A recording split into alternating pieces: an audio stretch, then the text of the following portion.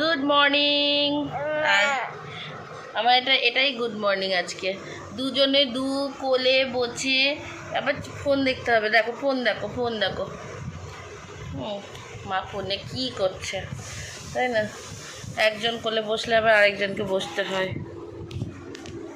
তো দুজনকে কোলে নিয়ে আজকে করলাম সকালের শুরু। এবার সারাটা দিন কেমন যায় সেটাই দেখার পালা। কেমন পড়েছে সেটা আমাকে জানাও। এই দাঁতল যা, মুখ ধোবা। তো এখন একটু রেডি হয়ে নিয়েছি, এখন একটু বেরোবো, কারণ সামনে আছে মেয়ের অন্নপ্রাশন। আর বাড়িতে একটু ছোট করেই যেহেতু অনুষ্ঠান করার ইচ্ছা আছে, তো আমার ইচ্ছা আমার মেয়েকে শাড়ি পরানোর। তো শাড়ি প্রথমে ভেবেছিলাম রেডিমেড কিনে নেবো, দেখছিলামও, কিন্তু কী জানি হঠাৎ করে মাথায় বলে না ভূত নড়ে। তো আমারও ভূত নড়েছে যে একটা সুন্দর করে শাড়ি অর্ডার দিয়ে বানিয়ে নেবো। তো দেখা যাক, সেই জন্য এখন বেরোবো, ওর জন্য শাড়ি বানানোর কিছু মেটেরিয়ালস নেব, আর তারপর দেখি কী করা যায়। তারপরেও আসছে ছেলের জন্মদিন, তো সব মিলিয়ে বেশ এক্সাইটিং ব্যাপারটা। ও আর হ্যাঁ, তোমাদেরকে তো দেখানো হয়নি যে ছেলে যেই চশমাটা ভেঙে দিল তার পরিবর্তে এই ফ্রেমটা নিয়েছি, মানে এটা ছেলেই পছন্দ করে দিয়েছে। তো আমি দুটো আউটফিট করবো ভেবেছি, আর তার জন্য সুতির কিছু কাপড় নিয়ে নিলাম যাতে পরেও আরাম পায়। রোজ বিকেলবেলায় এনার বেড়াতে না গেলে হয় না, সেজন্য রেডি হয়ে মানি চলে এসেছে নিতে। মানির সাথে যাবে এখন বেড়াতে, তাই তো? চলো রেডি, গেট রেডি। সুন্দর করে চুল আঁচড়ে দিয়েছি, এত বড় একটা বাতাসা দিয়ে দিয়েছি মাথায়। এই বাতাসাটা না দিলে আবার লোকে বলে যে নজর লেগে যায়, ওই জন্য মাথায় বাতাসা পরে নিয়েছে। যাও, চলে যাও, টাটা।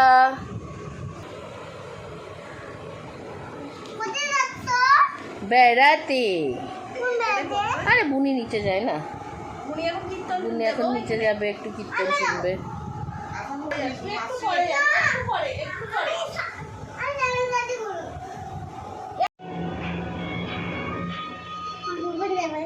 কোথায়? ছাদে? বুনি বেড়াতে গেলে বলে তোমাকে এবার ছাদে যেতে হবে না? এই যে বুনি বেড়াতে চলে গেছে বলে ওনাকেও আমাকে ছাদে নিয়ে যেতে হবে, এটাই ওনার সঙ্গে আমার সত্য, যাতে উনি বুনির পেছন পেছন না দৌড়ে চলে যান, তার জন্য এখন নিয়ে যাচ্ছি ছাদে। আজকে অনেক দিন পর, মানে বেশ অনেক দিন পর ছাদে ওঠা। এই মেয়ে হওয়ার পর থেকে সেই অর্থে আর কি ছাদে আসা হয় না।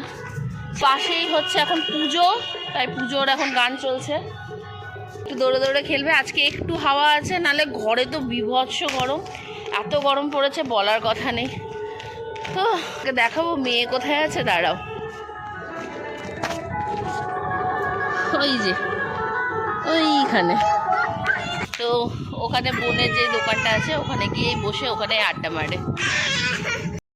ওই জায়গাটা দেখতে পাচ্ছ, ওখানে আছে একটা লোকনাথ মন্দির, আর সেখানে এখন হচ্ছে কীর্তন, বেশ ভালোই লাগছে শুনতে। আর এই যে আমার ফ্ল্যাটের ছাদ থেকে ভিউ দাও। এখনকার বাচ্চাদের, হ্যাঁ এখনকার বাচ্চাদের হয়ে গেছে সবটাই একা একা, না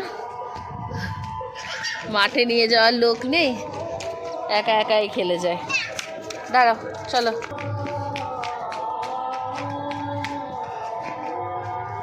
যা, আস্তে আস্তে যাও, আস্তে আস্তে, হ্যাঁ কাটার মধ্যে দিয়ে সাবধানে।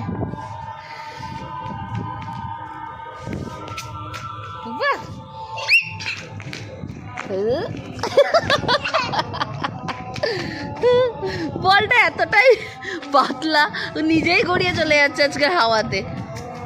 তো ছাদে একটু হাওয়া আছে, বাড়িতে তো একদমই হাওয়া করে, প্রচণ্ড গরম লাগছে, মানে থাকা যাচ্ছে না। এখন মাঠ প্রায় বিলুপ্ত, আর তার জন্যই ছাদটাই হয়ে গেছে বাচ্চাদের খেলার একটা জায়গা। আরেকটা জিনিস কি বলতো, আমরা যেমন ছোটোবেলায় বেরিয়ে পড়তাম, বাইরে গিয়ে খেলাধুলা করতাম, এখন কেন জানি না বাচ্চাদেরকে বাইরে ছাড়তে ভয়ই লাগে। এরা হয়তো আমাদের উপরই বেশি নির্ভরশীল হয়ে পড়ছে। মজাটা দেখো, মুখে ভাত হতে এখনও টাইম আছে ম্যাডামের।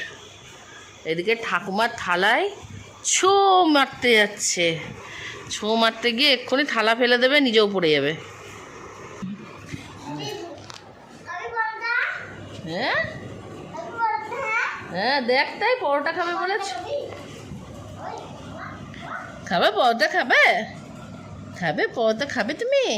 হ্যাঁ তাই, পরোটা খেতে ইচ্ছা করছে? ঠাকুমার থালা নিয়ে নিও না হাত থেকে। রাতের খাওয়া দাওয়া কমপ্লিট করেছে, তাড়াতাড়ি একটু ঘুমাবো, তার উপায় আছে? এই যে মিমিকে যা করব দাদাকে সেই জিনিসটাই রিপিট করতে হবে। তার জন্য একটু ছেলের সাথেও খেলা করে নিলাম, আর তারপর মেয়ের দেখা শুরু হলো ফোনের দিকে তাকিয়ে থাকতে মেয়ে খুবই পছন্দ করে।